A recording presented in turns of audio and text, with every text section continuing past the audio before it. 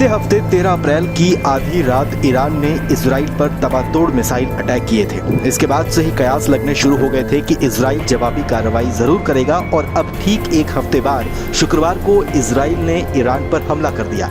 लेकिन ये हमला सिर्फ ईरान पर नहीं हुआ बल्कि 2 और देशों पर इजराइल ने अटैक किया। रिपोर्ट के मुताबिक इजराइल ने ईरान के अलावा इराक और सीरिया को भी निशाना बनाकर हवाई हमले किए हैं। कहा जा रहा है कि इराक की राजधानी बागदाद में एक बिल्डिंग को निशाना बनाकर एयर स्ट्राइक की गई है। इस बिल्डिंग में एक उच्च स्तरीय मीटिंग हो रही थी जिसमें ईरान समर्थित कई ग्रुप और इस्लामिक रेवोल्यूशनरी गार्ड कॉर्प्स के सदस्य शामिल थे। सीरिया की कई रिपोर्ट्स में बताया गया है कि इजराइल के हवाई हमलों में दक्षिणी सीरिया के अस सुवेदा और दारा प्रांतों में सीरियाई सेना के अड्डों को निशाना बनाया गया। हालांकि ईरान ने इजरायली हमले से साफ इनकार किया है। वहीं इजराइल ने अभी इन हमलों की कोई आधिकारिक पुष्टि तो नहीं की है। आपको बताएं तो ईरान और सीरिया करीबी सहयोगी हैं। सीरिया ईरान को अपना सबसे करीबी देश मानता है। सीरिया में गृह युद्ध के दौरान ईरान ने सीरियाई सरकार का खुलकर समर्थन किया था। ईरान अपने सहयोगी सीरिया को हर तरह की मदद मुहैया करवाता रहता है। दोनों के बीच एक और कॉमन कड़ी है और वो है अमेरिका। दोनों ही देशों के संबंध अमेरिका से अच्छे नहीं हैं और ऐसे में अमेरिका को इनकी दोस्ती बिल्कुल रास नहीं आती।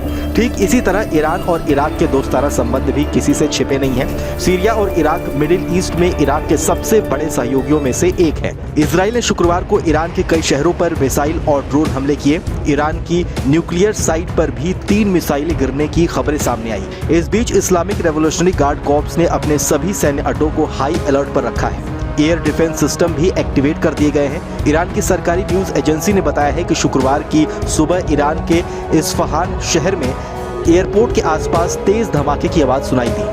इस्फहान शहर में कई न्यूक्लियर प्लांट्स हैं। ईरान का सबसे बड़ा यूरेनियम प्रोग्राम भी इसी जगह से चल रहा है। आपको बताएं तो ईरान और इजराइल के बीच सीरिया की वजह से ही दुश्मनी बढ़ी हुई है। सीरिया की राजधानी दमिश्क में इजराइल के हमले के बाद सही तनाव बढ़ा हुआ है। दमिश्क में वाणिज्य दूतावास पर इजराइल ने मिसाइल दागी और इस हमले में ईरान के कई अधिकारी और सैनिक मारे गए थे। ऐसे में 13 अप्रैल को ईरान ने इजराइल पर 300 से ज्यादा मिसाइल दागकर बदला लिया। हालांकि ईरान के मिसाइल हमलों की वजह से इजराइल को कोई नुकसान नहीं हुआ क्योंकि इजराइल ने ईरान की 99% से ज्यादा मिसाइलों को हवा में ही नष्ट कर दिया। ऐसे में ईरान के इस हमले के बाद से ही उम्मीद जताई जा रही थी कि इजराइल इसका बदला कभी भी ले सकता है और इजरायली सेना ईरान पर काउंटर अटैक करेगी। एक हफ्ते के भीतर यानी 19 अप्रैल को ईरान पर इजराइल ने हमला किया। ऐसे में अब स्थिति को देखते हुए ये कहा जा सकता है कि मिडिल ईस्ट अब भयंकर युद्ध की तरफ आगे बढ़ रहा है।